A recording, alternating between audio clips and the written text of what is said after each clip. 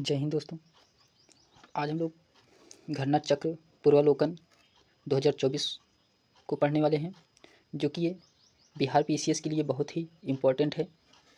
यह पूर्वावलोकन में हम लोग प्राचीन इतिहास को पढ़ चुके हैं और मध्यकालीन इतिहास को भी पढ़ चुके हैं। आज हम लोग आधुनिक इतिहास को पढ़ने वाले हैं, जो कि बिहार पीसीएस के लिए बहुत ही महत्वपूर्ण है। इसमें 38 से 69 बीपीएससी में अब तक जितने भी क्वेश्चन पूछे गए हैं, उन सभी क्वेश्चनों को इसमें दिया गया है। तो चलिए देखते हैं हम लोग आधुनिक भारत का इतिहास। आधुनिक भारत का इतिहास में पहला क्वेश्चन है कि पुर्तगाली उपनिवेश का प्रथम वायसराय भारत में कौन हुआ। तो पुर्तगाली उपनिवेश का प्रथम वायसराय भारत में अल्मीडा हुआ था। ऑप्शन नंबर डी सी सही है इसमें, अल्मीडा। फिर इसके बाद आता है, इसके बारे में जानते हैं हम लोग। भारत में प्रथम पुर्तगाली वायसराय के रूप में फ्रांसिस्को डी अल्मीडा 1505 से 1509 ईस्वी तक इसका जो कार्यकाल था, तो अल्मीडा का आगमन हुआ था। वह 1505 ईस्वी में भारत पहुंचा और 1509 ईस्वी में अल्मीडा ने टर्की, गुजरात तथा मिस्र की संयुक्त सेना को पराजित कर द्वीप पर अधिकार किया। तो 1509 ईस्वी में जो अल्मीडा था, वह टर्की पर आक्रमण किया था, गुजरात पर और मिस्र पर। इन तीनों पर आक्रमण करके उनकी संयुक्त सेनाओं को पराजित करके द्वीप पर अधिकार कर लिया था। फिर द्वीप पर कब्जा करने के बाद पुर्तगाली हिंद महासागर में सबसे अधिक शक्तिशाली हो गए। फिर उसने अंजदीव में किला बनवाया और पुर्तगालियों के हितों में कोचीन की गद्दी के उत्तराधिकार की समस्या का समाधान किया। फिर उसके बाद आता है क्वेश्चन नंबर सेकंड है, बंगाल की खाड़ी में समुद्री डकैती हेतु हुगली का उपयोग कौन करता था। तो ये पुर्तगाली करते थे। ऑप्शन नंबर इसमें सी सही है। पुर्तगाली जो है बंगाल की खाड़ी में समुद्री डकैती के लिए हुगली का प्रयोग करते थे। ये जो कि 65 बीपीएससी प्री 2019 में पूछा गया क्वेश्चन है। इसमें दिया गया है कि पुर्तगालियों द्वारा हुगली को बंगाल की खाड़ी में समुद्री लूटपाट के लिए अड्डे के रूप में इस्तेमाल किया जाता था। फिर उसके बाद आता है क्वेश्चन नंबर तीसरा है कि निम्नलिखित अंग्रेजों में किसे जहांगीर ने खान की उपाधि से सम्मानित किया। तो खान की उपाधि से किसे सम्मानित किया गया था। तो कैप्टन हॉकिंस को। ऑप्शन नंबर इसमें ये सही है, कैप्टन हॉकिंस को खान की उपाधि से सम्मानित किया गया था। फिर उसके बाद आता है, इसकी व्याख्या को देखते हैं हम लोग कि हॉकिंस ईस्ट इंडिया कंपनी का एक कर्मचारी तथा व्यापारी था। वह बादशाह जहांगीर के नाम इंग्लैंड से राजा जेम्स प्रथम का पत्र लेकर 1608 ईस्वी में सूरत पहुंचा था। अप्रैल 1608 में वह आगरा में मुगल सम्राट जहांगीर से भेंट किया। जहांगीर ने हॉकिंस को 400 का मनसब तथा फिरंगी खां अथवा इंग्लिश खान की उपाधि दी थी। तो जहांगीर ने जो है कैप्टन हॉकिंस को 400 का मनसब दिया था और फिरंगी खां की उपाधि या इंग्लिश खां की उपाधि दी थी। यह जो है कैप्टन हॉकिंस जो है इंग्लैंड के राजा जेम्स प्रथम का पत्र लेकर के सूरत आया था और उस समय वहाँ का मुगल सम्राट जो है जहांगीर था। फिर उसके बाद आता है क्वेश्चन नंबर चौथा है कि भारत में 1612 ईस्वी में अंग्रेज़ों ने अपनी पहली फैक्ट्री कहाँ स्थापित की थी। तो भारत में 1612 ईस्वी में अंग्रेज़ों ने अपनी पहली फैक्ट्री कहाँ स्थापित किया था। तो ये सूरत में किया था। ऑप्शन नंबर इसमें डी सही है, सूरत। कैप्टन विलियम्स हॉकिंस सूरत से मुगल दरबार 1608 ईस्वी पहुंचा था। तो कैप्टन हॉकिंस मुगल दरबार में कब पहुंचा था। तो 1608 ईस्वी में। किंतु सूरत में फैक्ट्री की स्थापना की अनुमति पाने में सफल नहीं हो सका।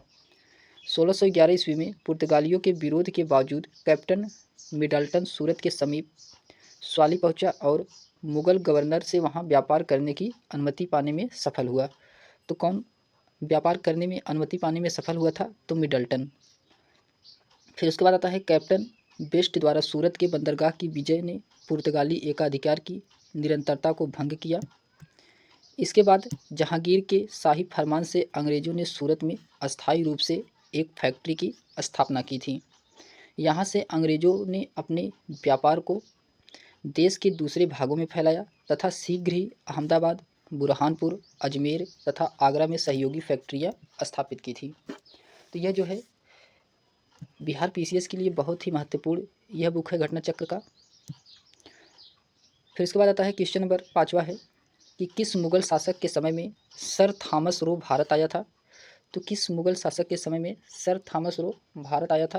तो ये जहांगीर के शासनकाल में आया था। ऑप्शन नंबर सी सही है, जहांगीर। आप देख सकते हैं 67th बीपीएससी प्री 2022 में यह क्वेश्चन पूछा गया है। फिर इसके बाद आता है इसमें कि सर थॉमस रो ब्रिटेन के राजा जेम्स प्रथम के दूत के रूप में सितंबर 1615 ईस्वी में सूरत पहुंचा तथा जनवरी 1616 में वह अजमेर में मुगल शासक जहांगीर के दरबार में उपस्थित हुआ था। फिर इसके बाद आता है क्वेश्चन नंबर 6 है कि डच ईस्ट इंडिया कंपनी ने किस वर्ष अपनी फैक्ट्री पटना में स्थापित किया था। तो ये 1632 में किया था। ऑप्शन नंबर बी सही है, 1632 में किया था। फिर इसके बाद आता है इसमें कि पटना डिस्ट्रिक्ट गजेटियर इतिहास की किसी मानक पुस्तक या अन्यत्र 1632 में पटना में डच फैक्ट्री की स्थापना का कोई प्रमाण हमें नहीं प्राप्त हो सका है, किंतु बिहार लोक सेवा आयोग के द्वारा यह उत्तर 1632 ईस्वी माना गया है। तो बिहार लोक सेवा आयोग के द्वारा 1632 ईस्वी का जो आंसर है उसको सही माना है। फिर इसमें मानता है कुछ अप्रमाणिक स्रोतों प्राप्त होते हैं कि सर्वप्रथम डचों ने पटना कॉलेज के उत्तरी इमारत में 1632 ईस्वी में डच फैक्ट्री की स्थापना की। इसकी रुचि सूती वस्त्र, चीनी, सोरा, अफीम आदि संबंधों व्यापारी से था। फिर इसके बाद आता है क्वेश्चन नंबर 7वां है कि निम्नलिखित में से प्रथम कर्नाटक युद्ध में कौन सा तत्कालिक कारण था। तो प्रथम कर्नाटक युद्ध का तत्कालिक कारण कौन सा था। तो अंग्रेजों द्वारा फ्रांसीसी जहाज का अधिग्रहण करना, जो कि ये तत्कालीन कारण था उस समय। तो ऑप्शन नंबर इसमें डी सही है। फिर इसके बाद आता है इसमें दिया गया है कि कर्नाटक का प्रथम युद्ध जो हुआ था वह 1746 से 1748 ईस्वी के बीच चला था। तो कर्नाटक का प्रथम युद्ध कब चला था। तो 1746 से 1748 ईस्वी के बीच चला था। यह किस लिए लड़ा गया था। तो ऑस्ट्रिया के उत्तराधिकार के युद्ध के लिए लड़ा गया था, जो कि 1740 ईस्वी में आरंभ हुआ था। इसका विस्तार मात्र गृह सरकारों की आज्ञा के विरुद्ध ही दोनों दलों ने अंग्रेज व फ्रांसीसी में 1746 में युद्ध प्रारंभ हो गया।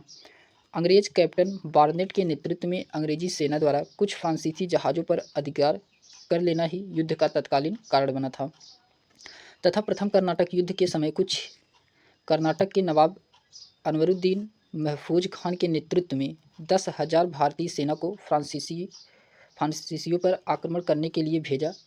कैप्टन पैराडाइज के नेतृत्व में फ्रांसीसी सेना ने अड्यार नदी पर स्थित सेंट थॉमे नामक स्थान पर नवाब को पराजित किया। फिर इसके बाद आता है इसमें कि यूरोपीय में युद्ध बंद होते ही कर्नाटक तो यूरोप में जो है युद्ध बंद होते ही कर्नाटक का प्रथम युद्ध समाप्त हो गया और यह युद्ध जो समाप्त हुआ था एक्स ला शॉपेल की संधि से 1748 में समाप्त हुआ था। तो ऑस्ट्रिया के उत्तराधिकार का युद्ध समाप्त हो गया तथा मद्रास अंग्रेजों को पुनः प्राप्त हो गया और कर्नाटक का प्रथम युद्ध सेंट थॉमे युद्ध के लिए स्मरणीय है। तो इसमें कौन सा युद्ध हुआ था। तो सेंट थॉमे युद्ध हुआ था और किस संधि से इसको समाप्त किया गया था। तो एक्स ला शॉपेल की संधि से 1748 ईस्वी में इसको समाप्त किया गया था। ये जो कि बहुत ही इंपॉर्टेंट है, प्रथम कर्नाटक युद्ध। फिर इसके बाद आता है क्वेश्चन नंबर 8वां है कि 1760 का प्रसिद्ध वांडीवास का युद्ध अंग्रेजों द्वारा किसके खिलाफ लड़ा गया था। तो ये फ्रांसीसी के खिलाफ लड़ा गया था। ऑप्शन नंबर इसमें ये सही है, फ्रांसीसी के खिलाफ लड़ा गया था वांडीवास का युद्ध 1760 का। फिर इसके बाद आता है इसमें कुछ एक्सप्लेनेशन दिया गया है, उसके बारे में जानते हैं। तो 18वीं शताब्दी में भारत में लड़े गए प्रश्नगत युद्धों का सही कालानुक्रम क्या है। तो सबसे पहले 18वीं शताब्दी में अंबर युद्ध लड़ा गया था, जो ये अगस्त 1749 ईस्वी को लड़ा गया था। तो मुजफ्फर जंग और चांदा साहब तथा फ्रांसीसियों की संयुक्त सेना ने वेल्लूर के समीप अंबर या अंबूर नामक स्थान पर कर्नाटक के नवाब अनवरुद्दीन को पराजित कर उसकी हत्या कर दी थी। फिर इसके बाद इसमें मुजफ्फर जंग दक्कन का सूबेदार बन गया था। इसी उपलक्ष्य में उसने अपने हितकारी डुप्ले को कृष्णा नदी के दक्षिणी भाग के मुगल प्रदेशों का गवर्नर नियुक्त कर दिया तथा उत्तरी सरकार के कुछ ज़िले में भी फ्रांसीसियों को दे दिए। इसके अतिरिक्त मुजफ्फर जंग की प्रार्थना पर एक फ्रेंच सेना की टुकड़ी बुस्सी के नेतृत्व में हैदराबाद में तैनात कर दी गई। फिर उसके बाद आता है द्वितीय युद्ध कौन सा था। तो प्लासी का युद्ध, जो कि ये जून 1757 को लड़ा गया था। प्लासी का युद्ध इसमें क्या था कि अंग्रेज़ तथा बंगाल के नवाब सिराजुद्दौला के मध्य हुआ था यह प्लासी का युद्ध। इस युद्ध के परिणाम स्वरूप अंग्रेज़ों को पूरे बंगाल पर नियंत्रण हो गया था। तो अंग्रेज़ों को पूरे बंगाल पर नियंत्रण हो गया था।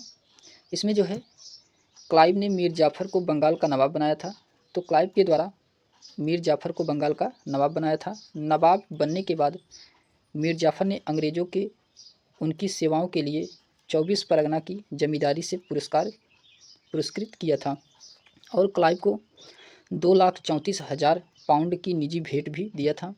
फिर उसके बाद थर्ड युद्ध जो कि ये वांडीवास का युद्ध है। ये जनवरी 1760 में वांडीवास का युद्ध लड़ा गया था। यह जो है अंग्रेज़ों तथा फ्रांसीसियों के बीच लड़ा गया था। इस युद्ध में फ्रांसीसी पराजित हुए थे। तो वांडीवास के युद्ध में जो है फ्रांसीसी पराजित हुए थे और अंग्रेजी सेना का नेतृत्व सर आयरकूट ने किया था। तो अंग्रेजी सेना का नेतृत्व वांडीवास में किसके द्वारा किया गया था? तो सर आयरकूट के द्वारा किया गया था, जबकि फ्रांसीसी सेना का नेतृत्व काउंट डी लाली के द्वारा किया गया था। फिर उसके बाद आता है चौथा युद्ध जो कि ये बक्सर का युद्ध है। जो बक्सर का युद्ध है अक्टूबर 1764 में हुआ था। यह किसके बीच हुआ था? तो मीर कासिम और अवध के नवाब शुजाउद्दौला एवं मुगल सम्राट शाह आलम द्वितीय की संयुक्त सेना थी तथा इसमें अंग्रेज़ थे। तो ये मीर कासिम, अवध के नवाब और शुजाउद्दौला एवं मुगल सम्राट शाह आलम द्वितीय की संयुक्त सेना एक तरफ था और एक तरफ अंग्रेज़ थे। इन दोनों के मध्य बक्सर का युद्ध अक्टूबर 1764 में लड़ा गया था, जो कि इस युद्ध में अंग्रेज़ विजयी रहे। इस युद्ध में अंग्रेजी सेना का नेतृत्व हेक्टर मुनरो ने किया था। बक्सर के युद्ध ने प्लासी के निर्णयों पर मुहर लगा दी। तो बक्सर के युद्ध जो है यही प्लासी के निर्णयों पर मुहर लगा दिया था। फिर उसके बाद आता है क्वेश्चन नंबर 9 है कि निम्न में से किस अंग्रेज अधिकारियों ने पुर्तगालियों को स्वाली के स्थान पर हराया था? तो स्वाली के स्थान पर कौन हराया था? तो Thomas Best. Option number B, Thomas Best जो है यह अंग्रेज अधिकारी था। इसने पुर्तगालियों को स्वाली में हराया था। फिर उसके बाद आता है इसमें एक्सप्लेनेशन को देखते हैं। तो 1611 ईस्वी में पुर्तगालियों के विरोध के बावजूद कैप्टन मिडल्टन सूरत के समीप स्वाली पहुंचा और मुगल गवर्नर से यहाँ व्यापार करने की अनुमति लेने में सफल हो गया। कैप्टन बेस्ट द्वारा सूरत के बंदरगाह की विजय ने पुर्तगाली एकाधिकार की निरंतरता को भंग किया तथा सूरत में अस्थायी रूप से एक फैक्ट्री की स्थापना की। यहाँ से अंग्रेज़ों ने अपने व्यापार को देश के दूसरे भागों में फैलाया और शीघ्र ही अहमदाबाद, बुरहानपुर, अजमेर तथा आगरा में सहयोगी फैक्ट्रियाँ भी स्थापित किया था। फिर इसके बाद आता है क्वेश्चन नंबर 10 है कि उस क्षेत्र की पहचान करें जहाँ से यूरोप वासियों को सर्वोत्तम सोरा और अफीम प्राप्त होता था। तो सर्वोत्तम सोरा और अफीम कहाँ से प्राप्त होता था यूरोप वासियों को? ये बिहार से होता था। तो इसमें ऑप्शन नंबर ए सही है, बिहार से सोरा और अफीम प्रयोग में लाया जाता था। फिर इसमें जो है यूरोप वासियों को सर्वोत्तम सोरा और अफीम बिहार से प्राप्त होता था। फिर इसके बाद आता है क्वेश्चन नंबर 11 है कि अंग्रेजी शासनकाल में भारत का कौन सा क्षेत्र अफीम उत्पादन हेतु प्रसिद्ध था? तो अफीम और सोरा के उत्पादन के लिए जो है बिहार प्रसिद्ध था उस समय।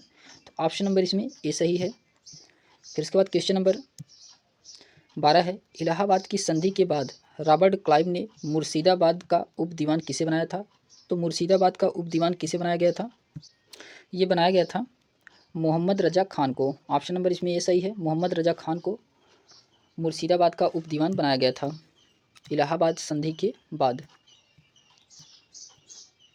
फिर उसके बाद आता है इसके एक्सप्लेनेशन को हम लोग देखते हैं। इलाहाबाद की दूसरी संधि अगस्त 1765 के अनुसार भगोड़े सम्राट शाह आलम को अंग्रेजी संरक्षण में ले लिया गया तथा उसे इलाहाबाद में रखा गया। शाह आलम ने अपने 12 अगस्त के फरमान द्वारा अपनी कंपनी को बंगाल, बिहार, उड़ीसा की दीवानी अस्थायी रूप से दे दी। तो आपको इसमें सबसे महत्वपूर्ण यह है कि 12 अगस्त को जो फरमान उसमें जारी किया गया था 3 राज्यों में किया गया था, बंगाल में, बिहार में और उड़ीसा का। इसको दीवानी दे दिया गया जिसके बदले कंपनी सम्राट को 26 लाख रुपया देगी तथा निजामत के व्यय के लिए 53 लाख रुपये देगी। निजामत के लिए 53 लाख और इस समय कंपनी सीधे कर संग्रह करने का भार न तो लेना चाहती थी और न ही उसके पास ऐसी क्षमता थी।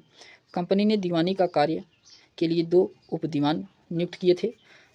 तो इसमें जो है मुर्शिदाबाद जो कि बंगाल में यह मुर्शिदाबाद पड़ता था, इसके लिए उप दीवान जो है मोहम्मद रजा खान को बनाया गया था और बिहार के लिए राजा सिताब राय को नियुक्त किया गया था। तो बिहार में कौन उप दीवान बने थे? तो राजा सिताब राय बने थे। और मुर्शिदाबाद में मोहम्मद रजा खान बनाए गए थे। मोहम्मद रजा खान उप निजामिन के रूप में भी कार्य करते थे। इस प्रकार समस्त दीवानी तथा निजामत का कार्य भारतीयों द्वारा ही चलाया जाता था। फिर इसके बाद आता है क्वेश्चन नंबर 13 है कि सम्राट शाह आलम द्वितीय ने ईस्ट इंडिया कंपनी को बंगाल, बिहार तथा उड़ीसा की दीवानी प्रदान की थी। तो कब किया था? ये 12 अगस्त 1765 ईस्वी को किया गया था। ऑप्शन नंबर इसमें ये सही है, 12 अगस्त 1765। फिर उसके बाद इसमें दिया गया है कि इलाहाबाद की दूसरी संधि अगस्त 1765 के अनुसार शाह आलम को अंग्रेजी संरक्षण में ले लिया गया, उसे इलाहाबाद में रखा गया। इलाहाबाद तथा कड़ा का क्षेत्र नवाब ने छोड़ दिए थे। शाह आलम को 12 अगस्त 1765 के फरमान द्वारा मुगल बादशाह शाह आलम द्वितीय ने कंपनी को बंगाल, बिहार और उड़ीसा, तो बंगाल, बिहार और उड़ीसा की दीवानी अस्थायी रूप से दे दी, जिसके बदले में कंपनी ने सम्राट को 26 लाख रुपए दिया तथा निजामत व्यय के लिए 53 लाख रुपए दिया था। इस समय Robert Clive east India company का बंगाल का गवर्नर था। शाह आलम द्वितीय का संपूर्ण जीवन आपदाओं से ग्रस्त रहा। उसे 1788 ईस्वी में अंधा कर दिया गया और शाह आलम द्वितीय के समय में 1803 ईस्वी में दिल्ली पर अंग्रेजों का अधिकार हो गया। उसके बाद आता है कि शाह आलम द्वितीय के तथा उसके दो उत्तराधिकारी अकबर द्वितीय, जो कि इनका कार्यकाल 1806 से 1837 ईस्वी तक रहा, और बहादुर द्वितीय, जो कि इसका कार्यकाल 1837 से 1857 ईस्वी तक रहा। ईस्ट इंडिया कंपनी के पेशन भोगी मात्र बनकर ये दोनों रह गए थे। फिर उसके बाद आता है क्वेश्चन नंबर 14 है कि मुग़ल बादशाह बहादुर शाह जफ़र के बारे में कहा जाता है कि उसके साम्राज्य की सीमा कहाँ तक थी? तो उसके साम्राज्य की सीमा जो है, उसके साम्राज्य की सीमा केवल दिल्ली तक ही सिमट के रह गया था। तो इस ऑप्शन में कोई भी नहीं दिया गया है, इसलिए इसको आयोग के द्वारा संशय में रखा गया है। तो चलिए देखते हैं इसके एक्सप्लेनेशन के बारे में, जानते हैं, उससे पता चलेगा। इसमें दिया गया है कि बहादुर शाह जफ़र के बारे में नहीं बल्कि मुग़ल शासक शाह आलम द्वितीय के बारे में फारसी भाषा में यह कहावत प्रसिद्ध थी कि सल्तनत ए शाह आलम अज दिल्ली ता पालम, अर्थात शाह आलम के काल में मुग़ल साम्राज्य सिकुड़ते समिटते दिल्ली के लाल किले के पालम गांव तक रह गया था। बिहार लोक सेवा आयोग इस क्वेश्चन को निरस्त कर दिया था क्योंकि इसका आंसर उसमें नहीं था। उसके बाद क्वेश्चन नंबर 15 है कि रणजीत सिंह ने सुप्रसिद्ध कोहिनूर हीरा प्राप्त किया था।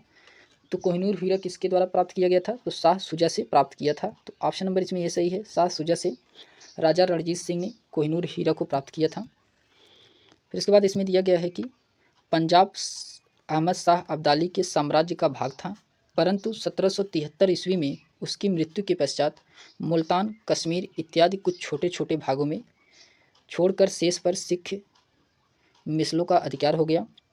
उधर अफगानों के अतिरिक्त झगड़ों के कारण रणजीत सिंह को अपनी स्थिति दृढ़ करने का अवसर मिल गया। 1800 ईस्वी में अहमद शाह अब्दाली का पौत्र शाह शुजा काबुल की गद्दी पर बैठा, परंतु उसके भाई शाह मोहम्मद ने शक्तिशाली बरकजई सरदारों फतह खां और दोस्त मोहम्मद की सहायता से उसने 1809 ईस्वी में विस्थापित कर दिया तथा स्वयं कश्मीर और पेशावर पर अधिकार कर लिया। इसी अवसर पर शाह शुजा ने काबुल का राज्य प्राप्त करने के लिए रणजीत सिंह की सहायता मांगी और उन्हें कोहे ए नूर या कोहिनूर हीरा भेंट किया था। फिर इसके बाद क्वेश्चन नंबर 16 है कि टीपू सुल्तान ने अपनी राजधानी बनाई थी। तो टीपू सुल्तान ने अपनी राजधानी कहाँ बनाई थी? तो ये श्रीरंगपट्टनम में बनाई थी। तो ऑप्शन नंबर इसमें ए सही है, श्रीरंगपट्टनम में टीपू सुल्तान ने अपनी राजधानी बनाई थी। फिर इसमें दिया गया है कि टीपू सुल्तान ने श्रीरंगपट्टनम को अपनी राजधानी बनाया था। यहाँ जैकोबिन क्लब की स्थापना की थी। ये वेरी वेरी इंपॉर्टेंट क्लब है जैकोबिन, और उसका सदस्य भी बना था। जैकोबिन क्लब का सदस्य भी टीपू सुल्तान बना था, और साथ ही उसने अपनी राजधानी में फ्रांस मैसूर के मैत्री का प्रतीक स्वतंत्रता का वृक्ष रोपा था। टीपू सुल्तान ने अपने समकालीन विदेशी राज्यों से मंत्री संबंध बनाने तथा अंग्रेजों के विरुद्ध उनकी सहायता प्राप्त करने के लिए अरब, कुस्तुनतुनिया जो कि आधुनिक के इस्तांबुल है, काबुल और मॉरिशस में अपने दूतमंडल भी भेजे थे। फिर इसके बाद आता है क्वेश्चन नंबर 17 है कि अंग्रेजों ने श्रीरंगपट्टनम की संधि किसके साथ की थी? तो अंग्रेजों ने श्रीरंगपट्टनम की संधि जो है टीपू सुल्तान के साथ किया गया था। तो ऑप्शन नंबर इसमें सी सही है, टीपू सुल्तान। फिर इसके बाद आता है इसमें कि तृतीय आंग्ल मैसूर युद्ध। तृतीय आंग्ल मैसूर युद्ध 1790 से 92 ईस्वी का अवसान श्रीरंगपट्टनम की संधि, जो कि श्रीरंगपट्टनम की संधि मार्च 1792 ईस्वी में हुआ था। इस संधि में अंग्रेजों की ओर से कार्नवालिस था तथा मैसूर से टीपू सुल्तान था। तो इस संधि में कौन था अंग्रेजों की ओर से? कार्नवालिस था और मैसूर की ओर से टीपू सुल्तान था। इसके अनुसार टीपू को अपने देश का लगभग 1/2 भाग अंग्रेजों तथा उनके साथियों को देना पड़ा। साथ ही युद्ध का हर्जाने के रूप में भी टीपू सुल्तान ने 3 करोड़ रुपए अंग्रेजों को देना पड़ा था। तो श्रीरंगपट्टनम की संधि में यह शामिल था कि जब तक टीपू सुल्तान 3 करोड़ रुपए नहीं देगा तब तक उसके 2 पुत्र अंग्रेजों के कब्जे में रहेंगे। कार्नवालिस ने इस संधि के बाद यह टिप्पणी की थी कि हमने अपने शत्रु को प्रभावशाली ढंग से पंगु बना दिया तथा साथियों को भी शक्तिशाली नहीं बनने दिया था। फिर उसके बाद क्वेश्चन नंबर 18 है कि ठगों का उन्मूलन किसके नेतृत्व में हुआ था? तो ठगों का उन्मूलन कैप्टन सलीम मैन के नेतृत्व में हुआ था। तो ऑप्शन नंबर इसमें बी सही है, सलीम मैन। फिर उसके बाद इसमें दिया गया है कि ठगों में हिंदू और मुसलमान दोनों धर्म के अनुयायी सम्मिलित थे, परंतु वास्तव में ये लोग काली, दुर्गा अथवा भवानी की पूजा करते थे तथा प्रायः अपने शिकार का सिर काट कर देवी के चरणों के रूप में बलि के रूप में चढ़ाते थे।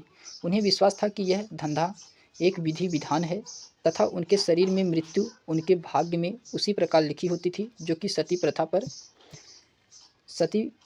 प्रथा के प्रश्न पर तो कुछ मतभेद था, किंतु ठगी के विषय में समस्त जनता सरकार का समर्थन किया। लॉर्ड विलियम बेंटिंक ने कैप्टन सलीम मैन को ठगों के विरुद्ध कार्रवाई करने की नियुक्त किया। उसने लगभग 1500 ठगों को बंदी बना लिया, अनेक ठगों को फांसी दे दी गई तथा शेष को आजीवन निर्वासित कर दिया गया। 1837 के पश्चात संगठित रूप से ठगों का अंत हुआ। तो ठगों का अंत कब हुआ था? तो 1837 में। फिर इसके बाद आता है क्वेश्चन नंबर 19 है, बंगाल में द्विशासन प्रणाली किसके द्वारा लागू की गई थी? तो बंगाल में द्विशासन प्रणाली यह जो कि रॉबर्ट क्लाइव के द्वारा लागू किया गया था। तो ऑप्शन नंबर इसमें सी सही है, रॉबर्ट क्लाइव के द्वारा बंगाल में द्विशासन प्रणाली व्यवस्था लागू की गई थी। इसमें दिया गया एक द्वैध शासन की शुरुआत बंगाल में क्लाइव के समय में 1765 ईस्वी में हुआ था। वारेन हेस्टिंग के कार्यकाल में 1772 में कोर्ट ऑफ डायरेक्टर ने दोहरी शासन प्रणाली को समाप्त करने का निर्णय लिया तथा कलकत्ता परिषद एवं उसके प्रधान को आज्ञा दी कि वे स्वयं दीवान बने और बंगाल, बिहार, उड़ीसा के प्रबंध को अपने हाथों में ले लें। वारेन हेस्टिंग ने दोनों उप दीवानों मोहम्मद रजा खां और राजा सिताब राय को पदच्युत कर दिया, यानी कि पद से हटा दिया था। फिर इसके बाद क्वेश्चन नंबर 20 है कि द्वैध शासन का जनक किसे माना जाता है? तो द्वैध शासन का जनक जो है यह सर लियोन कॉर्टियस को माना जाता है। तो ऑप्शन नंबर इसमें डी सही है, सर लियोन कॉर्टियस को द्वैध शासन का जनक माना जाता है।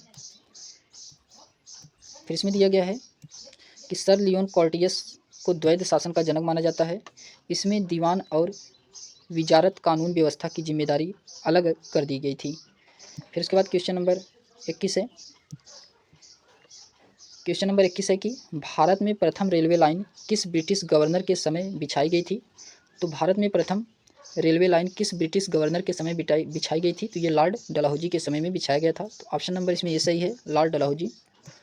इसमें दिया गया है कि भारत में रेल निर्माण की दिशा में प्रथम प्रयास ब्रिटिश गवर्नर लॉर्ड डलहौजी के द्वारा किया गया। प्रथम रेलवे लाइन 1853 ईस्वी में बम्बई से थाड़े के बीच डलहौजी के समय में बिछाई गई थी। दूसरी रेलवे लाइन 1854 में कलकत्ता से रानीगंज के बीच बिछाई गई थी। तो पहला जो है यह बम्बई से थाड़े 1853 में और दूसरा जो है यह कलकत्ता से रानीगंज 1854 में।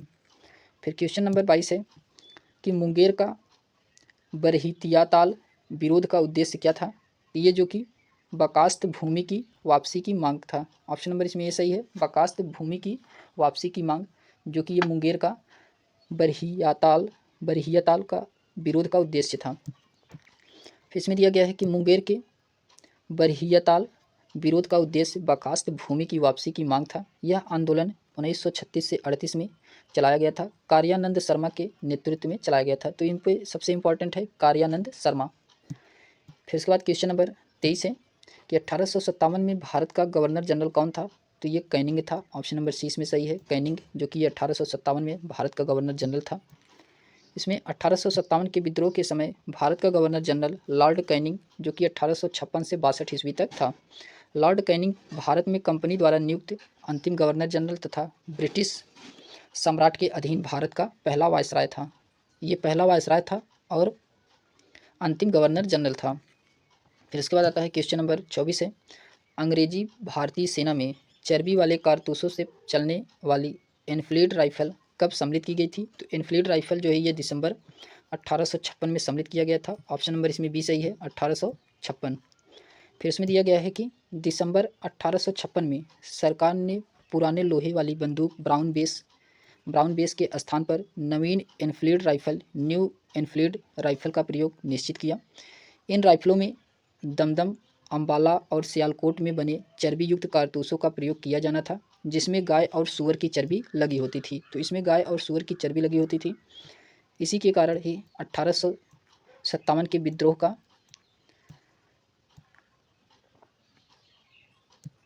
फिर उसके बाद आता है कि इस नई राइफल में कारतूस के ऊपर भाग को मुंह से काटना पड़ता था।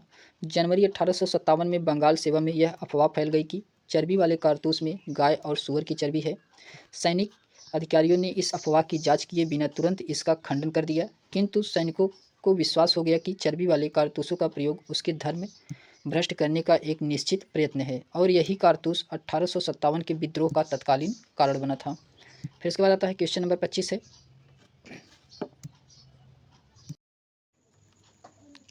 1857 के विद्रोह के नेतृत्व में बिहार में किसने किया था? तो 1857 के विद्रोह का नेतृत्व बिहार में किसने किया था? तो ये किए थे कुंवर सिंह के द्वारा। ऑप्शन नंबर इसमें बी सही है, कुंवर सिंह। फिर उसके बाद इसमें दिया गया है कि 1857 में जगदीशपुर में विद्रोह की अगुवाई करने वाले कुंवर सिंह बिहार के आरा जिले से संबंधित थे, जो कि ये बिहार पीसीएस में पूछा गया है। ये वेरी वेरी इंपॉर्टेंट है। जब उन्हें अंग्रेज़ों के विरुद्ध विद्रोह का झंडा बुलंद किया, प्रकृति ने उन्हें आदम्य शौर्य, वीरता और सेनानायक का आदर्श गुणों से मंडित किया था। इसी कारण उन्हें सही रूप में विद्रोह के दौरान बिहार का सिंह माना जाता है। उन्होंने शाहबाद जिले में अंग्रेज़ों की सत्ता का तख्ता पलट दिया और अपनी सरकार स्थापित की। वह कानपुर पर संयुक्त आक्रमण के लिए नाना साहब की मदद हेतु कल्पी की ओर आगे बढ़े। वह विद्रोह की मशाल को रोहतास, मिर्ज़ापुर, रीवा, बादा और लखनऊ तक ले गए, जहां उनका अत्यंत सम्मानपूर्वक स्वागत किया गया। अपनी अंतिम सफलता के रूप में उन्होंने अपने गृहनगर जगदीशपुर के निकट अंग्रेज़ों को बुरी तरह पराजित किया। फिर उसके बाद आता है इसमें कि इस युद्ध के दौरान कुंवर सिंह बुरी तरह घायल हो गए और 26 अप्रैल 1858 को इनकी मृत्यु हो गई। उनकी मृत्यु के बाद उनके भाई अमर सिंह ने दिसंबर 1858 तक अंग्रेज़ों के विरुद्ध संघर्ष जारी रखा। फिर उसके बाद आता है क्वेश्चन नंबर 26 है, बिहार में 1857 के विद्रोह का नेतृत्व किसने किया था? तो बिहार में 1857 के विद्रोह का नेतृत्व ये कुंवर सिंह के द्वारा किया गया था। ऑप्शन नंबर इसमें सी सही है, कुंवर सिंह। फिर उसके बाद क्वेश्चन नंबर 27 है कि जगदीशपुर के किस व्यक्ति ने 1857 के विकल्प में क्रांतिकारियों का नेतृत्व किया था? तो ये कुंवर सिंह के द्वारा किया गया था। ऑप्शन नंबर इसमें ये सही है, कुंवर सिंह। फिर उसके बाद आता है कि कुंवर सिंह थे, तो कुंवर सिंह कहाँ के थे? तो कुंवर सिंह जो है जगदीशपुर के थे। ऑप्शन नंबर सी सही है, जगदीशपुर के थे कुंवर सिंह। इसमें दिया गया है कि बिहार के शाहाबाद जिले के जगदीशपुर ग्राम में 1782 में जन्मे कुंवर सिंह ने जगदीशपुर की जमींदारी संभाली थी। जगदीशपुर से उन्होंने 1857 के विद्रोह का नेतृत्व किया था। 26 अप्रैल 1858 को इनकी मृत्यु हो गई और 1857 के विद्रोह के समय इनके अदम्य साहस, वीरता और कुशल सेनानायक के कारण इन्हें वीर बिहार का सिंह कहा गया है। तो बिहार का सिंह भी इन्हें कहा गया है। फिर इसके बाद आता है क्वेश्चन नंबर 29 है कि 1857 के विद्रोह के एक नेता कुंवर सिंह किस स्थान से संबंधित थे? तो ये जगदीशपुर से संबंधित थे। ऑप्शन नंबर इसमें बी सही है, जगदीशपुर। फिर इसके बाद आता है क्वेश्चन नंबर 30 है कि कुंवर सिंह अंग्रेज़ों के खिलाफ 1857 के विद्रोह में किस जगह से शामिल हुए थे? तो ये शामिल हुए थे आरा से। ऑप्शन नंबर ए सही है, आरा। फिर इसके बाद आता है इसमें दिया गया है कि 25 जुलाई 1857 को दानापुर में सैनिकों ने 3 रेजिमेंटों ने विद्रोह कर दिया। 26 जुलाई को ये सैनिक आरा पहुँचे। यहाँ कुंवर सिंह ने इसका नेतृत्व स्वीकार किया। इस प्रकार प्रश्न का उत्तर बिहार लोक सेवा आयोग ने पटना माना है, जबकि सही उत्तर आरा होगा। फिर इसके बाद आता है क्वेश्चन नंबर 31 है कि इसमें से किसने 1857 के विद्रोह में सक्रिय भाग लिया था। ये सक्रिय भाग जो लिया गया था 1857 के विद्रोह में, नाना साहब, बेगम हजरत महल, मौलवी अहमदुल्ला बेगम, जीतन महल, ये जो कि सभी लोग इसमें 1857 के विद्रोह में सक्रिय रूप से भाग लिए थे। नाना साहब जो थे ये कानपुर से भाग लिए थे, बेगम हजरत महल ये लखनऊ से भाग ली थी, और मौलवी अहमदुल्ला ये फैजाबाद से, और बेगम जीनत महल ये दिल्ली से। तो इसमें उपरोक्त में से एक से अधिक होगा। फिर इसके बाद आता है ईस्ट इंडिया कंपनी के राजनीतिक, आर्थिक, सामाजिक तथा धार्मिक कारणों के फलस्वरूप 1857 का विद्रोह प्रारंभ हुआ। लखनऊ में इस विद्रोह का प्रारंभ जून 1857 में हुआ। यहाँ पर इस विद्रोह का नेतृत्व बेगम हजरत महल ने किया था। कानपुर में इस विद्रोह का नेतृत्व नाना साहब के द्वारा किया गया था तथा फैजाबाद में इसका नेतृत्व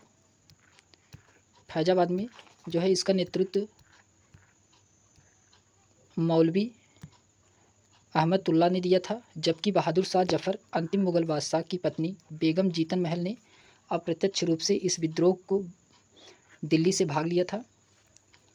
फिर उसके बाद आता है क्वेश्चन नंबर 32 है कि पटना के 1857 के स्वतंत्रता संग्राम के नेता थे तो कौन थे। तो राजपूत कुंवर सिंह थे। ऑप्शन नंबर इसमें बी सही है। पटना बिहार में जगदीशपुर के जमींदारी कुंवर सिंह ने विद्रोह का नेतृत्व किया। उनकी जमींदारी कंपनी की नीतियों के कारण छीन गई थी। उन्होंने अपने रोष की अभिव्यक्ति विद्रोह में कर दिया था। फिर उसके बाद आता है क्वेश्चन नंबर 33 है कि 1857 के विद्रोह का बिहार में 15 जुलाई 1857 के 20 जनवरी 1858 तक केंद्र रहा है। तो 15 जुलाई 1857 से 20 जनवरी 1858 तक केंद्र कौन सा रहा है। तो जगदीशपुर रहा है। ऑप्शन नंबर इसमें डी सही है, जगदीशपुर।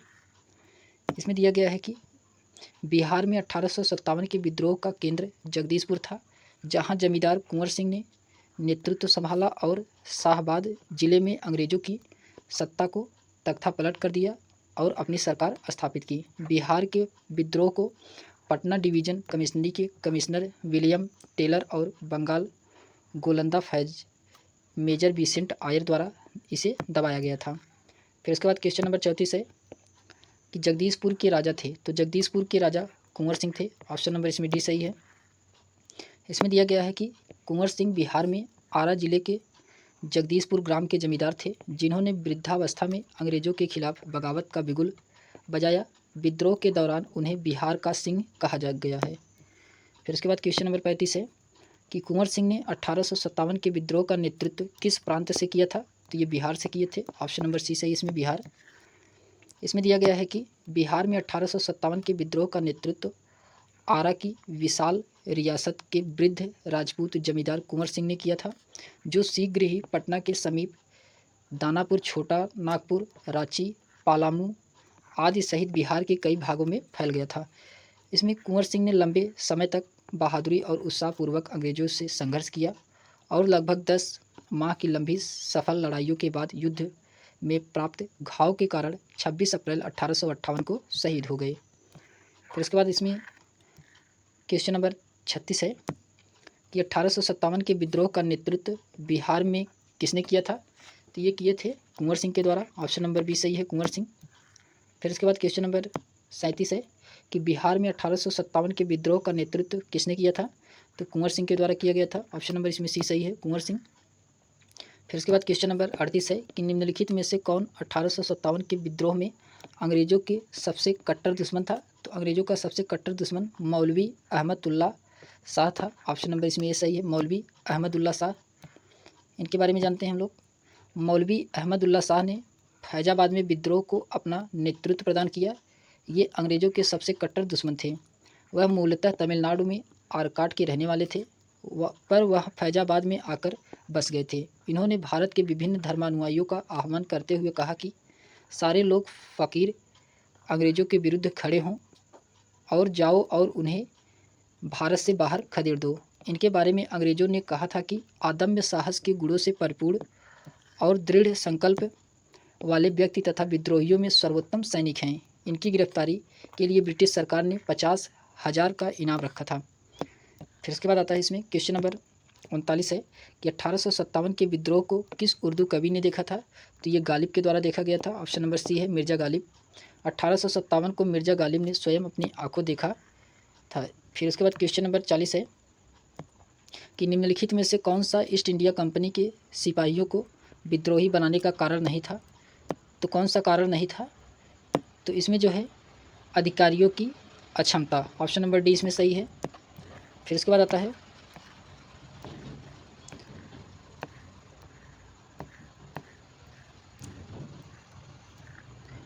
अंग्रेज़ों अधिकारियों की अक्षमता ईस्ट इंडिया कंपनी के सिपाहियों को विद्रोही बनाने का कारण नहीं था।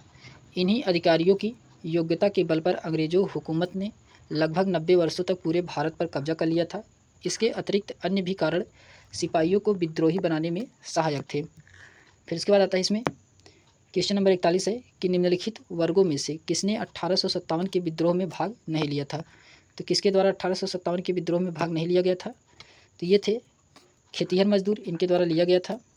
साहूकार, इनके द्वारा नहीं लिया गया था। और कृषक भी थे और जमींदार भी नहीं थे। तो ऑप्शन नंबर सेकंड और चौथा ये दोनों जो है 1857 की क्रांति में भाग नहीं लिए थे। तो ऑप्शन नंबर डी इसमें सही है, दूसरा और चौथा। इसमें दिया गया है कि 1857 के विद्रोह बहुत बड़े क्षेत्रों में फैला हुआ था और इसे जनता का व्यापक समर्थन प्राप्त था। फिर पूरे देश को या भारतीय समाज के सभी अंगों तथा वर्गों अपनी लपेट में नहीं ले सका। यह दक्षिण भारत तथा पूर्वी और पश्चिम भारत के अधिकांश भागों में नहीं फैल सका। भारतीय रजवाड़ों के अधिकांश शासक तथा बड़े जमींदार पक्के स्वार्थी तथा अंग्रेज़ों के शक्तिशाली भय से और वे विद्रोही शामिल नहीं हुए थे। जिनके विपरीत ग्वालियर के सिंधिया, इंदौर के होलकर, हैदराबाद के निजाम और जोधपुर के राजा, भोपाल के नवाब, पटियाला नाभा और जींद के सिख शासक तथा पंजाब के दूसरे सिख सरदार, कश्मीर के महाराजा तथा दूसरे अनेक सरदारों और बड़े जमींदारों ने विद्रोह को कुचलने में अंग्रेज़ों की सक्रिय सहायता किया था। गवर्नर जनरल कैनिंग ने बाद में टिप्पणी की कि इन शासकों ने तूफान के आगे बाधा की तरह काम किया, वरना यह तूफान एक ही लहर में हमें बहा ले जाता। व्यापारी और शिक्षित वर्ग ने कलकत्ता और बम्बई में सभाएं कर अंग्रेज़ों की सहायता के लिए प्रार्थना की। उच्च तथा मध्य वर्ग के अधिकांश लोग विद्रोहियों के आलोचक थे। विद्रोह में शामिल अवध के बहुत से तालुकदार जो कि बड़े जमींदार थे, उन्होंने अंग्रेज़ों से यह आश्वासन पाकर कि जो ये जागीर वापस दे दी जाएगी, तो उनकी जो जागीरें थी उनको वापस दे दिया जाएगा। विद्रोह से किनारा कर लिया, इसीलिए उन्होंने विद्रोह से किनारा कर लिया था। फिर उसके बाद ग्रामीण जनता के हमलों का निशाना सूदखोर थे, इसीलिए वे स्वाभाविक तौर पर विद्रोह के शत्रु हो गए और आधुनिक शिक्षा प्राप्त भारतीयों ने भी विद्रोह का साथ नहीं दिया। शिक्षित भारतीय देश का पिछड़ापन समाप्त करना चाहते थे। उनके मन में यह गलत विश्वास भरा कि अंग्रेज आधुनिकीकरण से ये काम पूरा करने में उनकी सहायता करेंगे। फिर उसके बाद क्वेश्चन नंबर 42 है कि निम्नलिखित में से कौन सा कथन सही है? तो कथन ये है कि 1857 में दरभंगा, वुडमराव और हटवा के महाराजाओं ने उनके साथी जमींदारों ने आदमी तथा पैसे से अंग्रेज़ों की मदद की थी। फिर उसके बाद आता है ये जो कि इसमें जो है पूछ रहा है कि कौन सा कथन सही है। तो इसमें जो कि ये कथन सही है, जमींदारों की उसने मदद किया था पैसा दे करके अंग्रेज़ों की। उसके बाद इसमें ऑप्शन नंबर वही पहला सही था। फिर उसके बाद आता है 1857 के स्वतंत्रता संग्राम में बिहार के कुछ प्रमुख जमींदारों ने अंग्रेज़ों की धन एवं जन दोनों बड़ी सहायता दी थी। अंग्रेज़ों को इस प्रकार की मदद पहुंचाने वाले जमींदारों दरभंगा, डूमंडराव, हटवा के जमींदार भी शामिल थे। फिर उसके बाद आता है क्वेश्चन नंबर 43 है कि 1857 के विद्रोह से बिहार का कौन सा भाग अप्रभावित रहा था? तो कौन सा भाग अप्रभावित रहा? तो इसमें जो है मुंगेर, ऑप्शन नंबर इसमें पाँचवा सही है, मुंगेर जो कि ये अप्रभावित रहा। जबकि दानापुर, पटना, आरा, मुजफ्फरपुर इन सभी राज्यों में 1857 का विद्रोह से प्रभावित था। फिर इसमें दिया गया है कि 1857 के विद्रोह के दौरान बिहार में आरा, दानापुर, पटना, मुजफ्फरपुर तथा शाहाबाद विद्रोह के प्रमुख केंद्र थे। पटना में पीर अली, जो कि पुस्तक विक्रेता था, विद्रोहियों का नेतृत्व किया था। ग्रामीण जनता के बीच और अंग्रेजी हुकूमत के विरुद्ध विद्रोही काम कर रहे थे। उन्होंने विद्रोही सिपाहियों का भी समर्थन किया था। उसके बाद आता है क्वेश्चन नंबर 44 है कि 1857 के विद्रोह लखनऊ में किसके नेतृत्व में आगे बढ़ा था। तो ये बेगम ऑफ अवध के नेतृत्व में। ऑप्शन नंबर इसमें पहला सही है। इसमें दिया गया है कि लखनऊ अवध में विद्रोह का प्रारंभ 30 मई 1857 को हुआ था। यहाँ विद्रोह का नेतृत्व बेगम हजरत महल ने किया था और अपने अल्पवयस्क पुत्र विरजित कादिर को नवाब बनाने की घोषणा किया। फिर उसके बाद मार्च 1858 में कैंपबेल ने यहाँ के विद्रोहियों को समाप्त कर लखनऊ पर पुनः कब्जा कर लिया, जबकि बेगम हजरत महल ने आत्मसमर्पण कर से इनकार कर दिया और नेपाल चली गई। फिर उसके बाद क्वेश्चन नंबर 45 है कि 1857 के विद्रोह का किस कारण से असफल रहा। तो हिंदू मुस्लिम की एकता में कमी, किसी सामान्य योजना और केंद्रीय संगठन की कमी। ये ऑप्शन नंबर इसमें भी सही है। इसके प्रभावित सीमित क्षेत्र, ये भी सही है इसमें।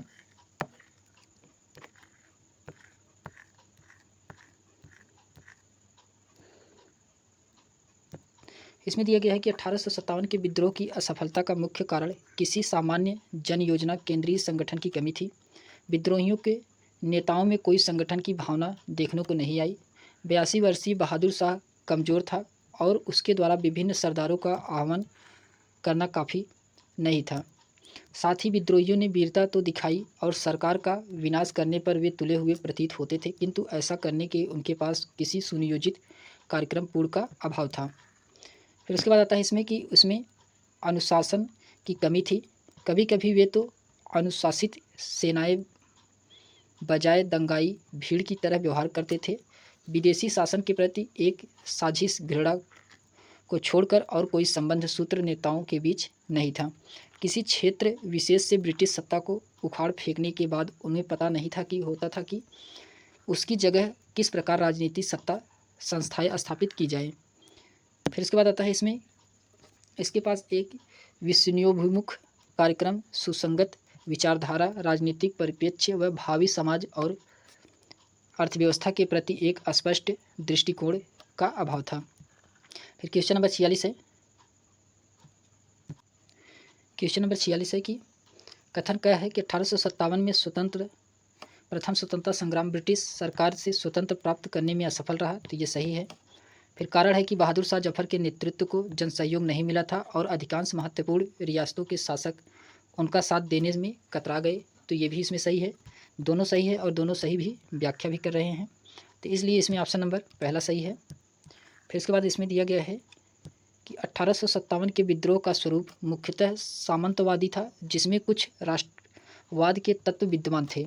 अवध तथा रुहेलखंड के तथा अन्य उत्तरी भारत के सीमांती तत्वों ने विद्रोह का नेतृत्व किया और दूसरी ओर सामंत तत्वों का जैसे पटियाला, जिंद, ग्वालियर, हैदराबाद के राजाओं ने इस विद्रोह का दमन करने में सहायता की। संकट के समय कैनिंग ने कहा था कि यदि सिंधिया भी विद्रोह में शामिल हो जाए तो मुझे कल ही बिस्तर गोल करना होगा। फिर क्वेश्चन नंबर 47 है कि महारानी विक्टोरिया ने भारतीय प्रशासन को ब्रिटिश ताज के नियंत्रण में लाने की घोषणा की थी। तो ये 1 नवंबर 1858 को, ऑप्शन नंबर इसमें पहला सही है, 1 नवंबर 1858 को। 1857 के क्रांति का दमन के पश्चात 1 नवंबर 1858 को महारानी विक्टोरिया ने भारतीय प्रशासन को ब्रिटिश ताज के नियंत्रण में लेने की घोषणा की। इस घोषणा के बाद भारत में कंपनी के शासन समाप्त कर भारत को सीधे ब्रिटिश क्राउन के अधीन कर दिया गया था। एक भारत मंत्री या सचिव तथा 15 सदस्यों वाली इंडियन काउंसिल की स्थापना की गई। तत्कालीन गवर्नर जनरल लॉर्ड कैनिंग को ही भारत का प्रथम वायसराय बनाया गया था। फिर इसके बाद क्वेश्चन नंबर 48 है कि 1857 के विद्रोह के बाद सरकार ने सिपाहियों का इन प्रांतों से चयन किया था। तो ये गोरखा, सिख, पंजाबी और उत्तर प्रांत से। तो ऑप्शन नंबर इसमें सी सही है। फिर इसके बाद इसमें दिया गया है कि 1857 के विद्रोह के बाद ब्रिटिश सरकार ने सिपाहियों का चयन गोरखा, सिख, पंजाब के उत्तर प्रांत से किया था। 1857 के विद्रोह को भड़काने में उत्तर प्रदेश एवं बिहार के सैनिकों ने महत्वपूर्ण भूमिका निभाई थी, इसीलिए ब्रिटिश सरकार ने संदेह की दृष्टि से देखती थी।